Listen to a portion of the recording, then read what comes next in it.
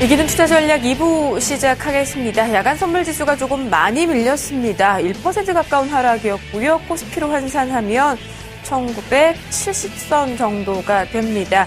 계속 말씀드리지만 중요한 건 출발 상황 말고 후반에 얼만큼 낙폭을 줄일지이고요. 그리고 시장보다는 정확히는 연휴 앞두고 갖고 계신 종목들 오늘 어떻게 할지 결정을 하는 것인지 아니면 연휴 이후 상황까지 조금 더 지켜볼 것인지에 대한 판단이 더 중요해 보입니다. 그만큼 지수 자체에 대해서 그리고 크게 흔들리고 있는 종목군들에 대해서 너무 과한 스트레스는 받지 마시라는 말씀 다시 한번 전해드리고 싶고요. 이 같은 전체 시장 분위기 일단 후반 낙폭 축소에 조금 더 기여해 볼 만한 키워드는 어디에 있을지 현재 시장 주목하고 있는 키워드 5가지를 통해서 살펴보면서 이기는 투자 전략 2부 시작하도록 하겠습니다. 전체적으로 시장의 반등보다는 추가 하락 가능성을 얘기하고 있는 이유, 글로벌 증시가 조금 많이 밀렸습니다. 악재는 지표들이 일단 좋지 못했어요. 흔히 지표가 좋으면 연준의 금리 인상 우려가 조금 줄어드는 듯 싶습니다만 오늘 나왔던 지표들이 전체적으로 안 좋았는데 하필 실업률과 관련된 고용과 관련된 지표가 하필 유일하게 잘 나왔습니다. 그렇기 때문에 오히려 금리 인상과 관련된 안도감보다는 우려를 좀 증폭시켰던 요인이 돼줬고요. 전반적으로 뉴욕과 유럽 증시 하락폭도 컸습니다.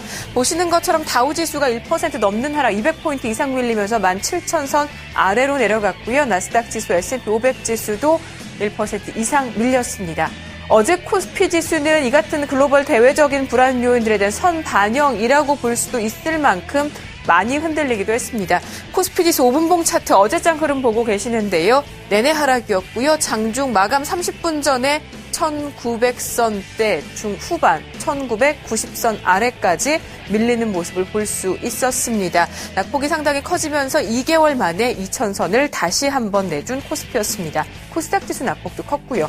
수급적인 요인에서의 불편함도 역시 있었습니다. 외국인 매도가 조금 지속됐고요. 기관 사실 매수로 전환했습니다만 규모가 그렇게 크지는 않았습니다. 선물 시장에서도 매도 강도는 조금 줄었습니다만 1000계약 넘는 매도가 동반되면서 전체적으로 수급 외국인에 대한 아쉬움을 보여줬고요. 외국인 매도로 전환될 수밖에 없었던 이유 바로 어제 환율 상황이 있었습니다. 이 같은 환율 움직임 때문에 앞으로 외국인의 매도 강도가 조금 커지지 않을까라는 우려로 증폭시킨 건데요. 엔저와 달러원 환율 2가지 포인트에서 살펴보실 수 있습니다. 다음 장 보시면요. 달러 엔 환율은 장중에 110엔대 넘어섰습니다. 달러 원 환율 역시 1065원을 장중에 터치하면서 너무 가파른 달러 원 환율 강세, 즉 원저의 흐름들이 가파르게 움직였습니다. 앞서 말씀드렸던 것은 결국 수급적인 우려감으로 증폭되면서 시장 많이 밀렸고요. 보시는 것처럼 달러엔 환율 109엔대 후반까지 마감되는 상황이었습니다.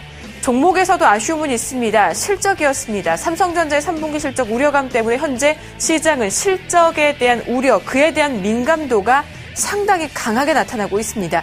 삼성전자가 다시 흔들렸죠. 어제 종가 보시면 2.3% 빠지면서 115만 6천 원대 내려갔고요. 어제 이 같은 우려를 동시에 받았던 종목이 LG 디스플레이였습니다. 불과 어제 그 전날까지만 해도 실적, 3분기 실적도 기대감, 그리고 대형 IT주 가운데 거의 유일하게 믿을 곳이라는 타이틀을 갖고 있었는데요. 4분기 이후 실적 우려감이라는 증권사 분석기사 하나에 큰 폭의 흔들림을 어제 LG 디스플레이가 보여줬습니다. 종가 상황으로 낙폭 좀 줄이기는 했습니다만 대형주 치고는 그래도 3% 넘는 급락이 조금 아쉬웠고요. LG 이노텍 정도만이 대형 IT주 가운데서는 상승세를 보여주기도 했습니다.